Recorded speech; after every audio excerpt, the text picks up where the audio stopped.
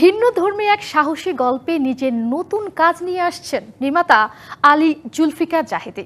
নারীর প্রতি বৈষম্য, পারিবারিক সহিংসতা, লিঙ্গভিত্তিক নিপীড়ন সহ বেশ কিছু ইস্যুকে কেন্দ্র করে নির্মিত যে কাজটির নাম রক্তছায়া। ডার্ক থ্রিলার ঘরানার নতুন এই স্বল্প দৈর্ঘ্যটিতে প্রথমবারের মতো পুলিশ অফিসার চরিত্রে অভিনয় করেছেন রুনা খান। আজরিয়ান প্রোডাকশনের ব্যানারে নির্মিত রক্তছায়া আসন্ন কান চলচ্চিত্র উৎসবের পাশাপাশি বিশ্বের অন্যান্য মর্যাদাকার চলচ্চিত্র উৎসবগুলোতে করবে প্রতিযোগিতা। এমন কথা মাথায় রেখেই কাজটি নির্মাণ করেছেন বলে জানান নির্মাতা। একদিকে নারীকে বলা হয় ঈশ্বরের অর্ধেক রূপ, অন্যদিকে সমাজে আজও নারীরা বঞ্চিত অধিকার, সম্মান ও নিরাপত্তা থেকে। সমাজের এই দ্বিচারিতা আর পিছিয়ে পড়া নারীদের নীরব যন্ত্রণার গল্প এবার আসছে পর্দায়।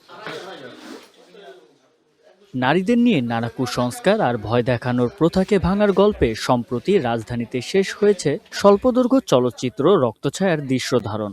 আলী জুলফিকার জাহিদির পরিচালনায় যে স্বল্পদৈর্ঘ্যে প্রথমবারের মতো পুলিশ অফিসারের চরিত্রে অভিনয় করেছেন রুনা খান। দায়িত্বপূর্ণ পদে কোনো নারী থাকা মানে আমরা আসলে অনেকেই ধরেই নেই যে তিনি কি এই দায়িত্বটি পালন করতে আদৌ সক্ষম কিনা। শহরে অপরাধ প্রবণতা ভীষণ বাড়ছে এবং সেই অপরাধের তদন্ত এবং অপরাধ প্রবণতা যাতে দমন করা যায় সেই জন্যই শিবানাকে দায়িত্ব দেওয়া হয়েছে। সাইকোলজিক্যাল ড্রামা ঘরানার এই কাজটিতে গুরুত্বপূর্ণ দুই চরিত্রে আছেন আমান রেজা ও রাফা নানজিবা তোরসা। ভিন্ন গল্পের এই কাজের অংশ হতে পেরে তারাও বেশ আনন্দিত। এটার গল্পের ধরনটা এটা আসলে একটু সোসাইটাল একটা মেসেজ দেয়। গল্পটা it's based on women empowerment বা নারীর ক্ষমতায় নিয়ে, এবং আমার ক্যারেক্টার যেটা সেটা হচ্ছে মূলত it's a negative character which I am loving. বাস্তবমুখী গল্প যেখানে আমরা আমাদেরকে খুঁজে পাই, ওই গল্পগুলি কিন্তু চলে, অনেকটা মানুষ দেখে। যদিও ফিল্মের ক্ষেত্রে যেটা হয় লার্জার দেন দ্য লাইফ, যেহেতু আমরা অনেক কিছু কাল্পনিক চরিত্র দেখি, বাট এই এখন যে রক্তছায়া করছি এইটা আমরা আমাদেরকেই খুঁজে পাবো, আমাদের গল্পই পাবো।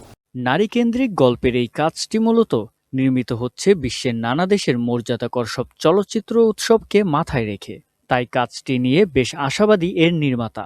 এটা আমি ডায়ালগ বেস করিনি, ডায়ালগগুলো খুবই কম, বডি ল্যাঙ্গুয়েজ বেশি, খুবই গাম্ভীর। 2-4টা যে ডায়ালগ থাকে সেই ডায়ালগগুলোর মধ্যে খুব গভীরতা আছে।